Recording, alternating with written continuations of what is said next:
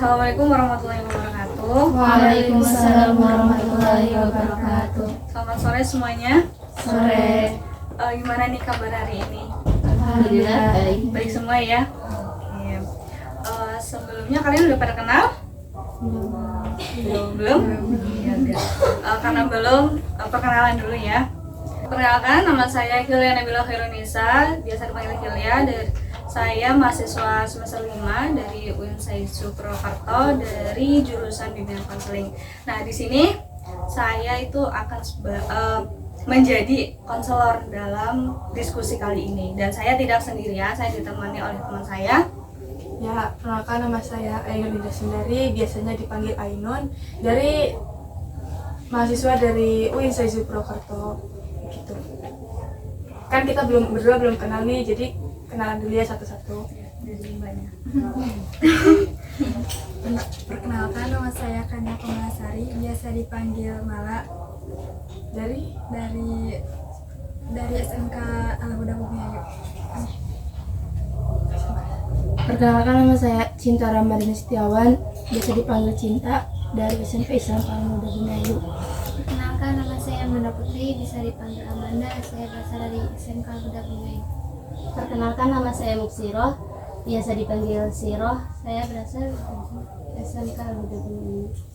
Perkenalkan, nama saya Diana, biasa dipanggil Dia, saya berasal dari SMK Al-Huda Bumiayu. Berarti ini Mbak Mala, terus Cinta. Amanda, Musyirah, Lydia. Ya. Jadi kalian udah pernah ikut sesi bimbingan kelompok belum? Belum. Berarti belum tahu yang bimbingan kelompok itu apa. Oke, jadi bimbingan kelompok itu layanan bimbingan yang dilaksanakan atau yang dilakukan dengan suasana kelompok seperti ini. Nah, ini dengan memanfaatkan dinamika kelompok sehingga anggota dapat mengembangkan potensi diri sekaligus memberikan manfaat dari pembahasan topik yang kita berikan. Jadi bimbingan kelompok itu dari kitanya memberikan sebuah materi gitu ke kalian. Nah, dari materi itu nanti kita diskusi bareng-bareng nih. Contoh, hari ini kan kita mau bahas tentang bullying. Nah, nanti kita bahas dari pengertiannya apa, jenis-jenisnya apa, faktornya apa, sampai dampaknya, terus cara menghindar dari bullying itu bagaimana gitu. Nah, dalam bimbingan kelompok ini juga dibatasi durasinya. Biasanya tuh dari 20, 30, 40 sampai 45 menit. Nah, sekarang kesepakatan nih dari kita semua mau berapa menit? 20 menit. Boleh? Semuanya sepakat 20? Iya. Oke, sepakat 20 menit. Oke, ini satu-satu.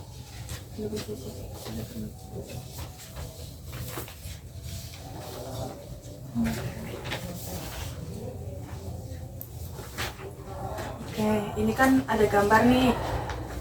Yang selintas di pikiran kalian ini tentang apa?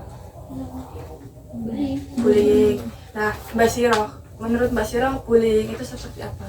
Ya, bullying adalah suatu tindakan kekerasan dari satu orang atau kelompok kepada orang lain gitu. orang lain. Oke, kalau Mbak Mala gimana? Bullying itu seperti apa? Bullying adalah suatu tindakan kayak mengejek kepada teman gitu. Jadi udah pada tahu ya maksudnya pengertiannya. Jadi pengertian bullying sendiri itu adalah salah satu bentuk atau perilaku agresi dengan kekuatan dominan pada perilaku yang dilakukan secara berulang-ulang dengan tujuan mengganggu anak lain ataupun korban yang lebih lemah dari pelaku, seperti itu. Nah, terus kalau boleh tahu nih, jenis-jenis bullying itu contohnya seperti apa ya, Mbak Manda? Jenis-jenisnya? Kayak mengejek, Ya, mengejek, terus mengejek secara fisik maupun mental. ya. Mbak Lidiana gimana?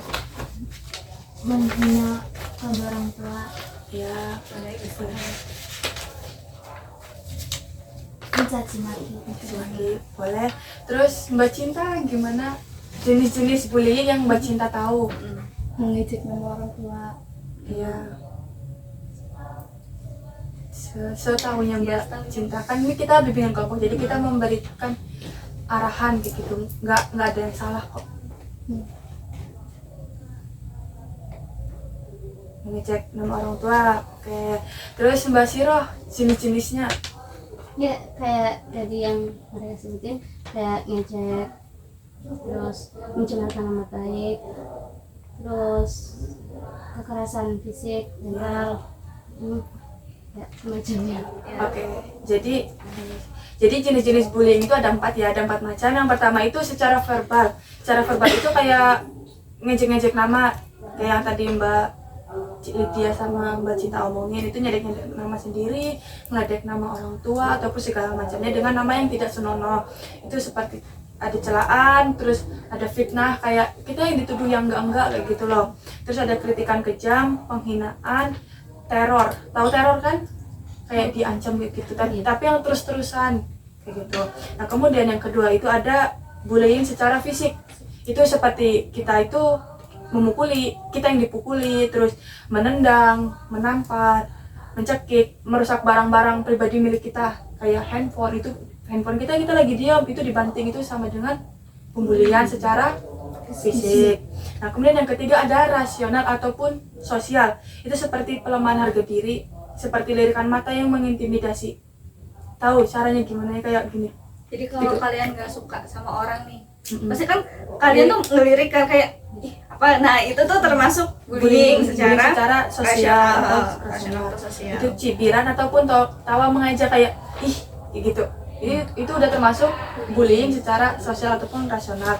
Nah, kemudian yang terakhir itu ada bullying secara siber ataupun elektronik. Nah, bully ini nggak secara langsung loh, jadi kayak kita lewat sosial, lewat pada punya Facebook kan, Facebook, WA ataupun Instagram. Nah, itu bully itu bisa melalui sosial media kita, seperti orang lain mengirimin gambar yang tidak senonoh ataupun video yang ibaratnya mengancam keselamatan kita. Nah, itu bullying secara elektronik ataupun siber. Selanjutnya nih, tadi kan udah ada pengertian, udah ada jenis atau bentuknya. Menurut kalian di dalam bullying itu ada apa aja sih selain pengertian sama jenis-jenisnya? Ada dampak, cara mengatasi. Oke, dari dampaknya nih apa menurut Dampak. kalian? Dampak bagi pelakunya dulu.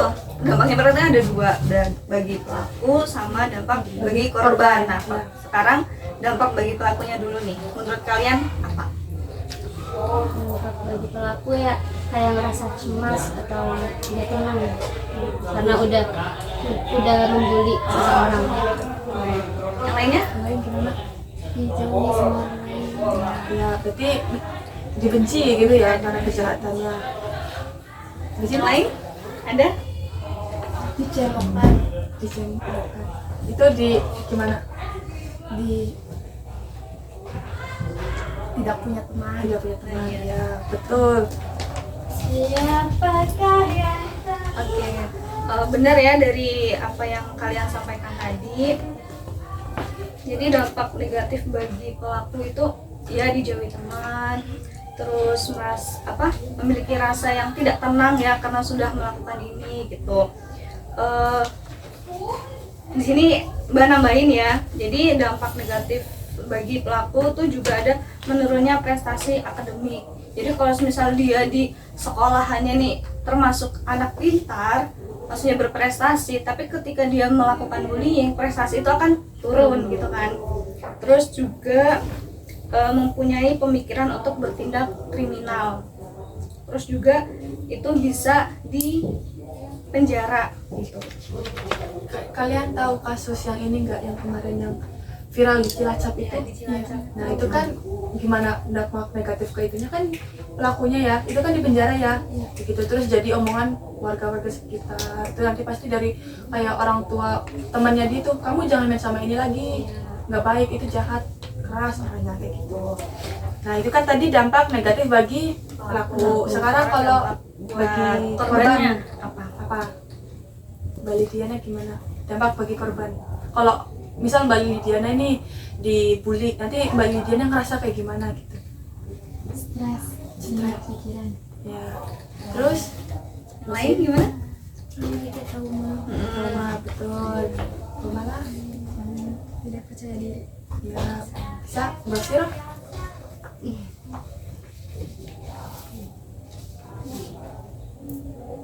Ya udah dijawab sama Ya, aku tambahin ya. Jadi dampak negatif bagi korban itu ada banyak ya sebenarnya. Cuma ini kita sebutin beberapa. Yang pertama itu tadi benar kata Mbak Mala, kehilangan kepercayaan diri. Itu karena apa? Karena setiap kita nih kalau udah pernah dibully kayak mau keluar, ketemu orang, Jadi takut. iya jadi takut gitu. Aku mau keluar lah, nggak berani, takut kayak kejadian yang udah-udah gitu. Itu sama juga dengan trauma.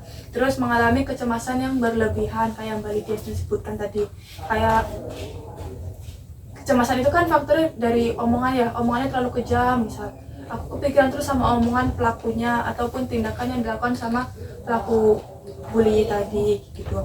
Terus pergaulan sosial terganggu seperti minder, menyendiri, grogi, pendiam ataupun tertutup karena hilangnya kepercayaan diri tadi gitu.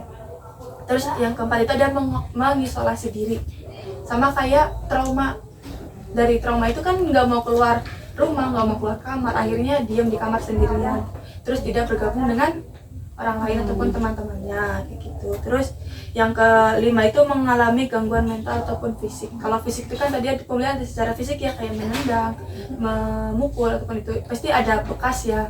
Nah itu dampak negatifnya bagi korban gitu.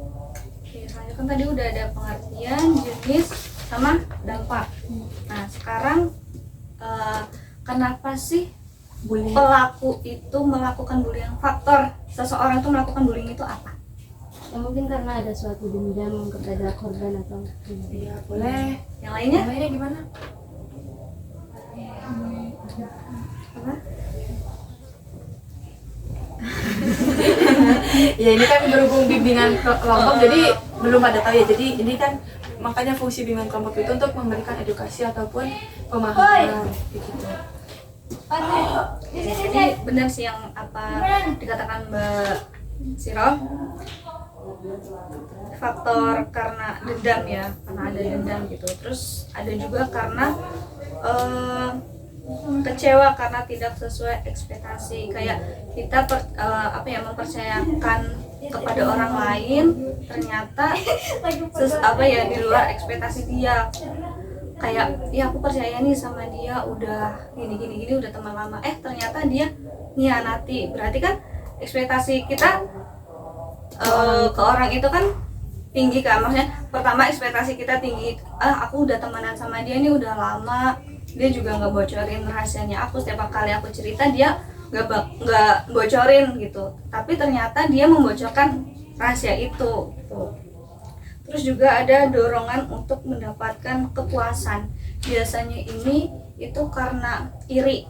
Misal teman kita punya barang mewah, dia bisa beli ini itu, tapi kita nggak bisa. Nah itu bisa juga memicu untuk ngebully gitu. Tadi kan yang itu kan jadi jenis bully kan ada secara yang Emosional. enggak secara fisik kan yang merusak barang-barang pribadi. Nah itu kan tadi kayak yang Mbak Iya sebutin kan dorongan untuk yang mendapatkan kepuasan. Yang kita iri dengan orang lain. Jadi kita biar iri kita hilang itu, jadi kita ngerusak barang orang lain. Biar kalau kita nggak punya ya orang lain nggak boleh punya kayak gitu.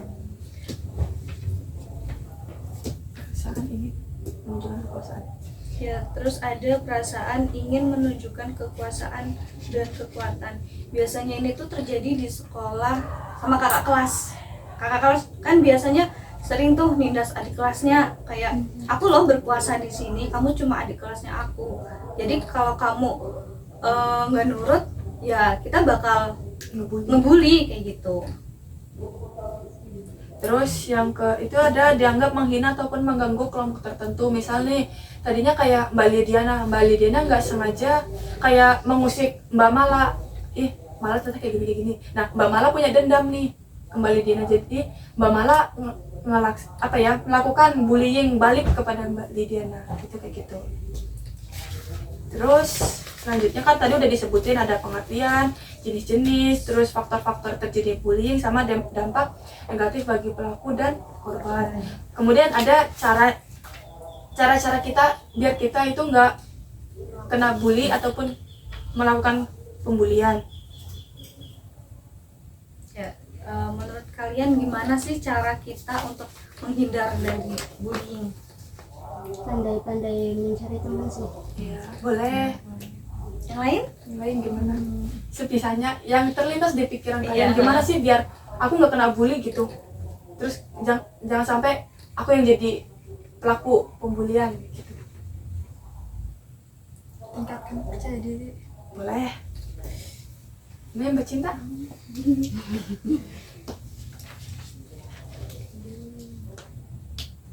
Jadi kan ada tuh yang faktor-faktor itu yang bisa merusak barang. Jadi cara menghindarinya gimana? Tidak iri.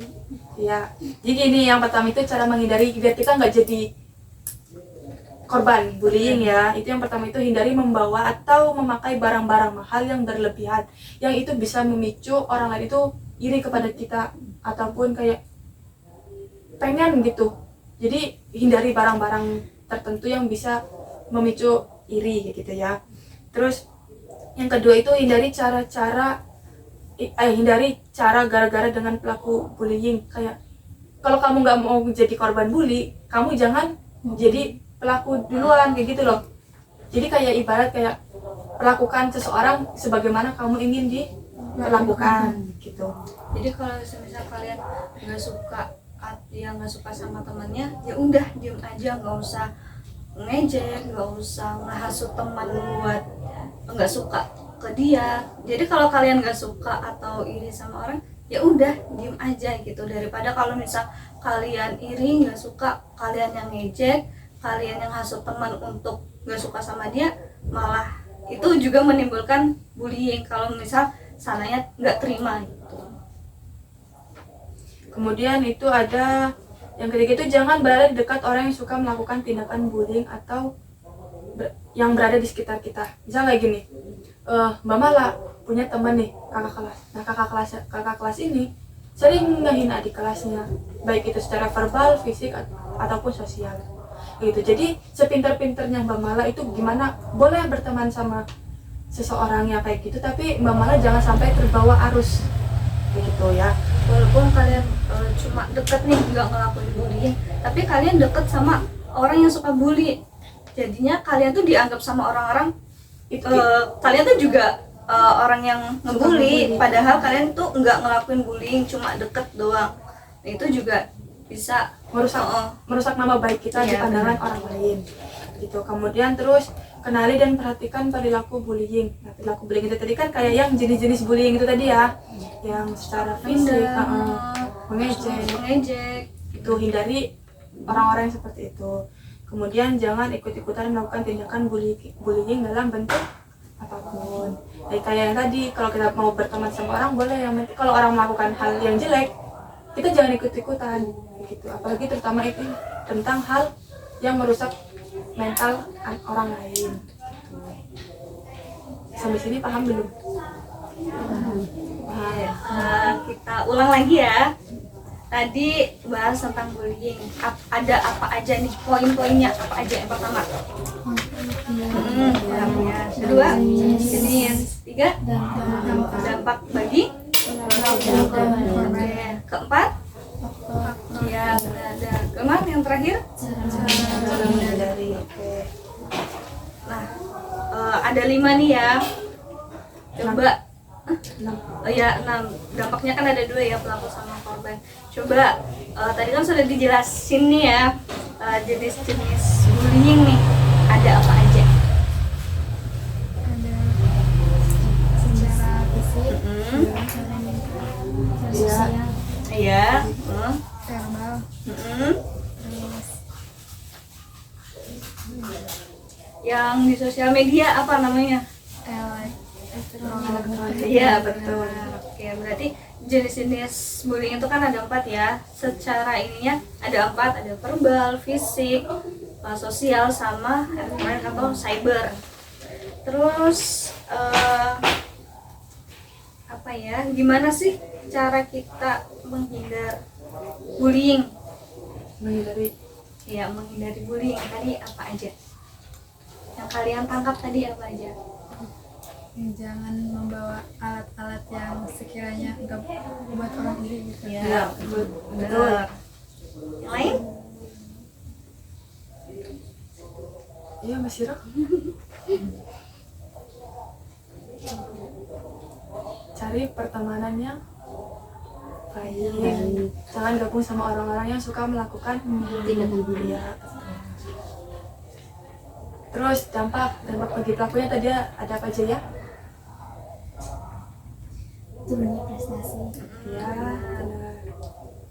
Menjauhi teman-teman. Trauma yang berat. Itu dampak bagi Korban. Bagi pelaku dulu. bagi pelakunya dulu.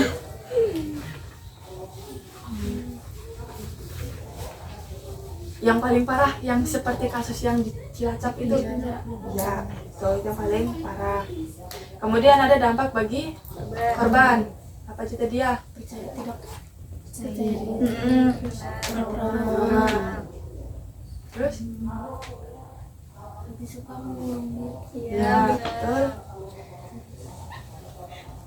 Terus ada yang kalau pembuliannya itu secara fisik, berarti ada Gangguan mental. gangguan mental dan fisik. Oke.